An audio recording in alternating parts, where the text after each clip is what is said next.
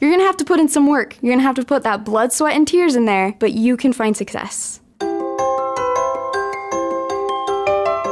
I grew up right here in Orem.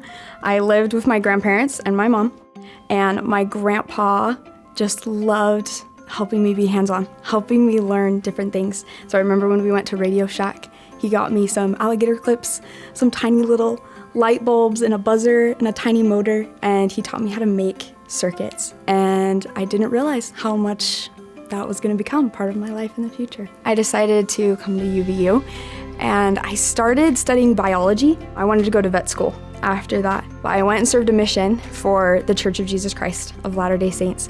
And as I was coming back, I decided I didn't want to go to vet school. I didn't want that kind of student debt. I didn't want to get a degree that I wasn't gonna work in the field with. After my mission, I was in between degrees, I was in between schools, there was a lot changing in my life, and I had this crossroads moment where I stopped and I was like, okay, wait, what do I really want to do?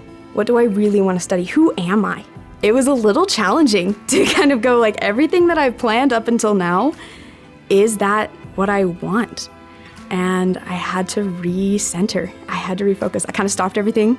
I actually dropped out of the other college that I was attending. I had gone for 1 week and then I dropped out. I was like, hey, hold on. I don't want to rush into anything. I can make a decision. I can get support. And so the next semester, I started again at UVU, studying automation and electrical technology. I was probably the most awake person at 7 in the morning in our class. And so when our professor, Scott Searle, he would say like, hey guys, here's a problem, draw me a diagram. And then he's like, hey, who's gonna draw it on the board? And no one would. And so I would always, I'm like, okay, like, I'll do it. So I ended up becoming the designated whiteboard drawer. And as I was doing this, Scott realized, he was like, you have a gift for this. He's like, why don't you compete in SkillsUSA? And I'm like, I don't know what you're talking about, but okay, like, sure. So went and competed at state, and that was against several other schools, and got gold from state. So that was super fun. And then that meant I got to go to nationals. Come nationals, it was like, okay, like this is a lot bigger, right? Now I'm not just competing against the best in the state, I'm competing against all of those that won gold at state. So the best in the nation. Scott Searle worked with me a lot.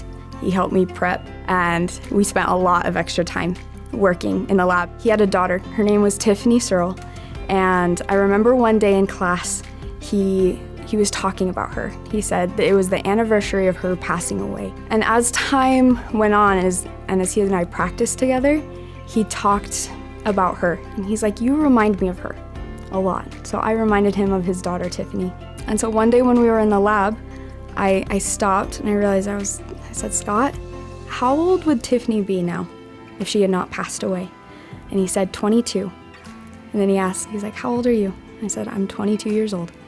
And it was just this really tender moment for both of us to realize that me and his daughter that had passed away would have been the same age. Going back to the competition, the night before I started, I remember being really nervous, being in my hotel room and just praying to God and saying, God, like, help me, give me strength. I prayed that Tiffany would be there because I believe she'd be an angel now. So I prayed that she would be there to support me.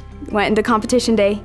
It was so much harder than I thought it was gonna be. Kicked my butt, but I worked so hard. Race against time. I finished 30 seconds before the clock stopped. I barely finished building this massive industrial motor controller, and it was the most exciting feeling to go like, I did that. I finished it, I completed it, my prayers were answered. So out of the 17 competitors, I was the only female, and I got 3rd place out of all of them. The little freshman girl, this is my first year doing anything electrical, and I won bronze. That was a win that I ended up dedicating to Tiffany Searle as a result. To students out there, there's more help out there than you realize. And if you don't know where to look for it, because I had it in my family, but if you don't have it, support in going to your family, you can find it here at UVU. There are professors, there are advisors, there are tutors, there are friends, there are fellow students that are ready to help you, to encourage you, to say you can do it.